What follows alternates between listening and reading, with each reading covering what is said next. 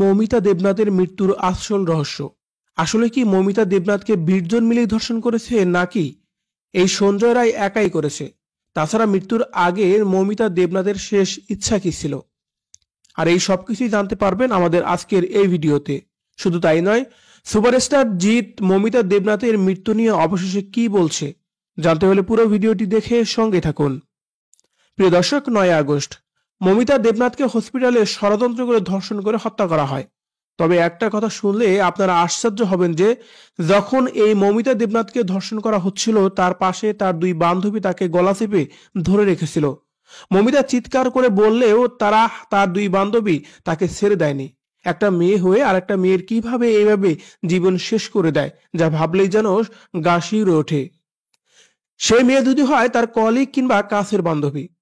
এমনকি এই মর্মান্তিকভাবে হত্যা করার জন্য তার গলায় যে চাপ দেওয়া হয়েছিল, সেই চাপের পরিপ্রেক্ষিতেই 2 পাশের 2 হাড় একেবারেই ভেঙে গেছে, চোখ দিয়ে পর্যন্ত রক্ত বের হয়ে আসছে। কতটা শক্তি প্রয়োগ করে তার গলায় ধরে রেখেছিল তার বান্ধবীরা। তাছাড়া তার প্রাইভেট পার্টিও অত্যাধিক পরিমাণে আঘাত রয়েছে। মূলত ওই রাতে মৌমিতার সাথে এমন ঘটনা হওয়ার পর তাকে সেমিনারের রুমে রেখে চলে যায় ধর্ষণকারীরা। আর ভোরে সেখানে এক ডক্টর গেলে মৌমিতাকে ওই অবস্থায় দেখতে পায়। সে ডক্টর দেখছিল মৌমিতার বিভিন্ন পার্ট দিয়ে রক্ত বেরোচ্ছিল, পরনে কোনো কাপড়ই ছিল না। সত্যি কতটা নির্মম ভাবে সেই মেয়েটা ছিল, তাকে মারা হয়েছে, কত কষ্ট করে তাকে মরতে হয়েছে। তবে এদিকে জানা গেছে প্রায় 18 জন মিলে মৌমিতাকে ধর্ষণ করেছে, যেখানে একজন মানুষের বীর্য 5 থেকে 15 মিলিগ্রাম হয়, আর সেখানে তার ভিতরের বীর্য ছিল 150 গ্রাম। অনেক নৃশংস কায়দায় মেরে ফেলা হয়েছে মৌমিতা দেবনাথকে। বাঁচার জন্য হাজার আকুতি করেও তিনি বাঁচতে পারেনি।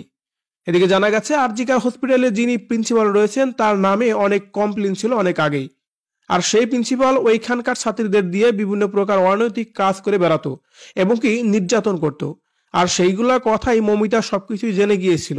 মৌমিতা কাউকে বলে দেবে এমন ভয়ে মৌমিতার সাথে এই ঘটনা ঘটিয়েছে সেই প্রিন্সিপালের সহযোগীরা, এমন কথাই বেরিয়ে আসছে। আরজিকর হসপিটালে ওই প্রিন্সিপালের নাম হলো সন্দীপ ঘোষ। যাই হোক দর্শক শ্রোতা, মৌমিতা দেবনাথের উপরে এই নির্মম হত্যা নিয়ে আপনি কিভাবে দেখছেন?